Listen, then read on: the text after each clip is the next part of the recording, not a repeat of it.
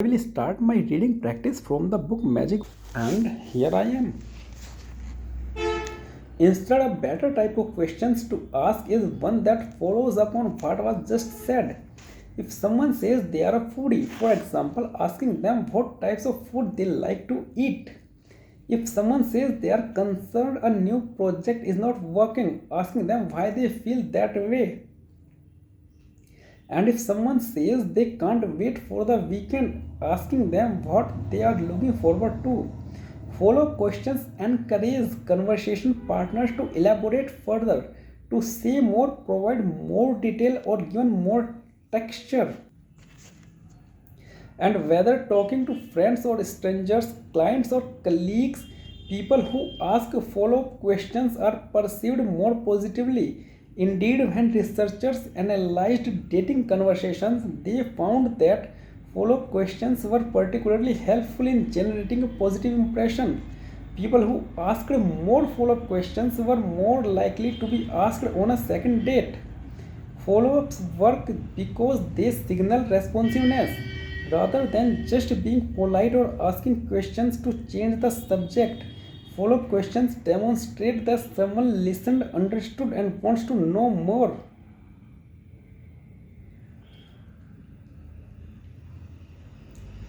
Want someone to like you, want to show that you listen and care. Don't just ask questions, ask the right questions. Follow up questions show we are dialed in. We are interested in the conversation, tracked what someone said, and are excited to learn more. We value that person enough to listen to what he or she was saying and ask more about it. Deflect difficulty. Follow up questions are useful, but depending on the situation, other type of questions can be helpful as well. Imagine interviewing for a job you are excited about. You are looking for a new challenge, and this opportunity seems like the perfect fit. Strong company, great position, and clear opportunities for advancement. The interview gets off to a good start, and the interviewer seems to like you a lot. But then things hit a speed bump. After asking about your past experiences and the skills you would bring to the role, the interviewer asks what you were paid in your previous position. Difficult questions like this come up all the time. When negotiating, potential buyers are often asked how much they are willing to spend. When selling a car, potential sellers are often asked about the car's repair record. And when interviewing for a job, applicants are often asked why they left their last job, whether they have other offers, or even when they plan on having children. Situations like these feel impossible. Not only are they uncomfortable and in some cases illegal, but it often feels like there is no way out. Our first instinct is to answer honestly, to respond direct and completely and tell the truth. Doing so, however, is often costly. In negotiations, for example, someone who discloses private information may be exploited by their counterpart. Similarly, in job interviews, someone who tells the truth about their prior compensation, reason for leaving, or intent to have children may be offered less money or passed over for the position. But while answering honestly often puts us at a disadvantage, the alternatives are not much better. Refusing to answer is also problematic. Not surprisingly, no one likes someone who declines to respond. Further, while we may decline to respond in an effort to keep sensitive information private, the lack of response often reveals more than we intended. If someone asks us why we left our last job, saying we would prefer not to answer suggests there is a negative information we are trying to cover up. Lying is also far from ideal. We can try to omit relevant information or tell an outright lie, but not only is deception dishonest, it has negative consequences if discovered. In some, when replying to direct difficult questions, it often feels like there are no good options. In some, when replying to direct difficult questions, it often feels like there are no good options. A couple of my Wharton colleagues A couple of my Wharton colleagues wondered whether there might be a better way to respond. So in 2019, they recruited hundreds of adults and asked them to participate in experimental negotiations. Participants were asked to imagine that they were the owner of an art gallery who was trying to sell a painting colon hearts in the spring. They were told that they had purchased the painting for $7,000 and that it was part of a four-piece huts series by a particular artist. They were also told that how much potential buyers would be willing to pay for the work would depend on whether the prospect already had other pieces in the series.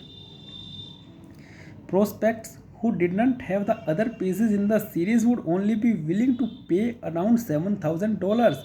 But though those who had already collected other pieces and wanted to complete their set might be willing to pay twice as much. Each participant was then paired with another participant and negotiated the potential sale.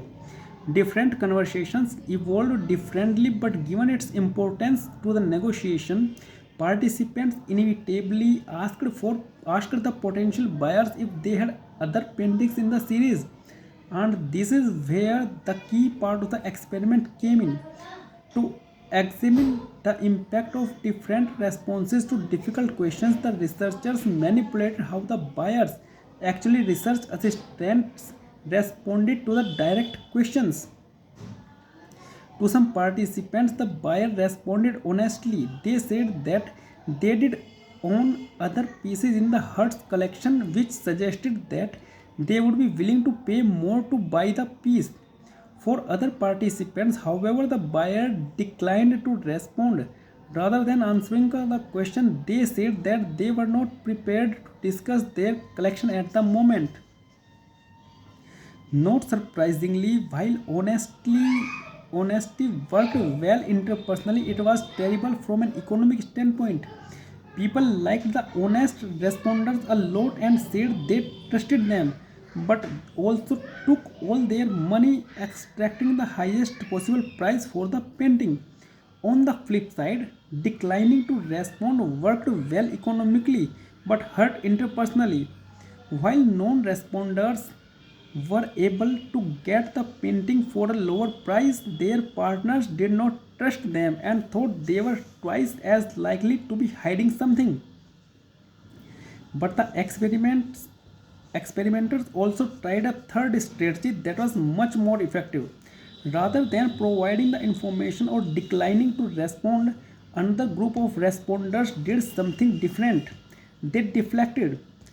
Rather than disclosing that they owned another painting in the series or saying that they did not want to answer, they responded by asking something like, when were those other paintings made?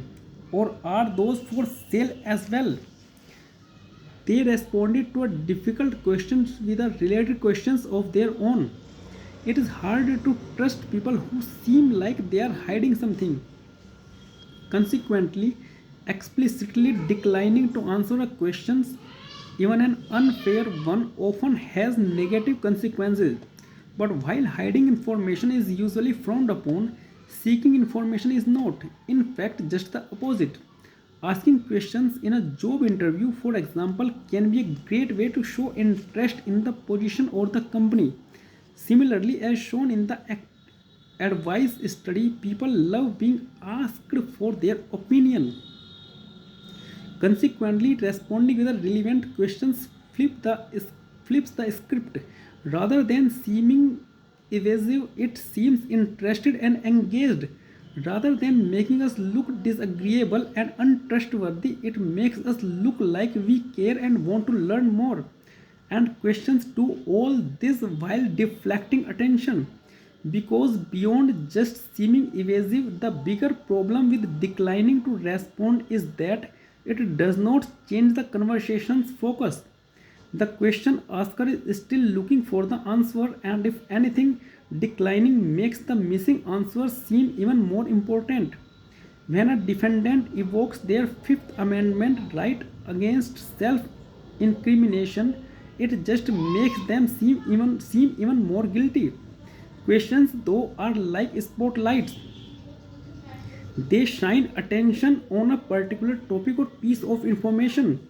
So, by responding to a difficult question with a relevant question of our own, we move the spotlight away from us and on to something else. If an interviewer asks a job applicant when she is planning on having kids, responded with, "Do you have any kids?" she directs the conversation. It shifts the focus away from her and onto the personal life of the interviewer. If the interviewer has kids, the conversation can move to talking about them, which will probably make the interviewer feel warmly. And if they don't, the two can commiserate about how much work kids are, all the while allowing the interviewee to refrain from having to answer the initial unfairly prying question. Indeed, the researchers found that deflection was the best way to respond to difficult direct questions. It enabled participants to get a better deal in the negotiation, getting the painting at a lower price than honest disclosure, while also being viewed as more trustworthy and likable than declining to disclose. Deflecting works in a host of difficult situations. In negotiations, for example, when asked what the highest amount is that we are willing to pay, we can respond by asking, "Is there a number you had in mind?" Or when asked in an interview that the salary of a last position was, we can respond by asking, "Can you share a bit more detail about the salary range for this position?" Deflecting even works when rather than keeping information private, we are just trying to protect the question asker's feelings. When someone asks if a presentation went well or a piece of clothing looked good on them, and the answer is no, deflection can help us soften the blow. Questions things like, "How do you think it went?" or "Interesting, where can I buy something like it?" avoids unnecessary negative feedback and allows us to sort out whether it's worth telling them nicely or just leaving well enough alone. As with many strategies we have discussed, though it's important apply deflection the right way.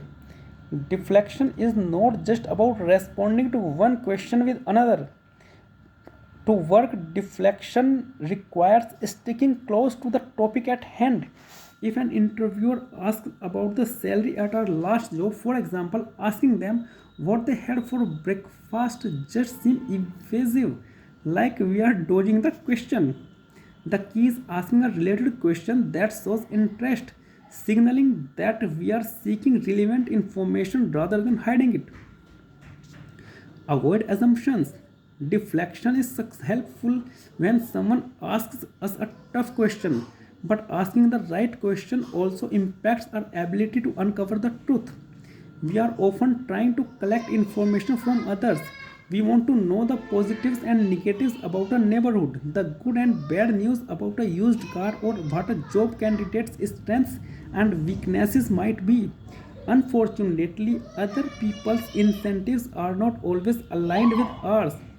Realtors, for example, have an incentive to talk about great school systems and walkable streets but omit the stifling property taxes and restrictive zoning laws. Used car sellers have an incentive to highlight the things that were recently repaired and neglect to mention the things that were not. And job candidates have an incentive to talk about a recent promotion because it increases the chance that they will be hired, but not the time they were fired for spending company time on social media because it won't. How can we encourage people to divulge in negative information even when it might put them at a disadvantage? The simplest answer would seem to be to ask, to ask the job candidate whether they had ever been fired or the realtor if the neighborhood has any downsides. But it turns out that how we ask such sensitive questions has a big impact on whether we actually uncover the truth. To examine the right way to ask insensitive questions, some researchers invited a couple hundred people to negotiate the sale of a used iPod. They were told to imagine that they had received the iPod as a birthday gift and loved it, but that they had decided to buy an iPhone and given it had all the same features and more, they didn't need the iPod anymore. Fortunately, the iPod was in great condition. It had been kept in a plastic case to avoid being banged or scratched, and as a result looked as good as new. It also had a bunch of music already on it that the buyer either keep or dispose of. Thank you. That's it for the day.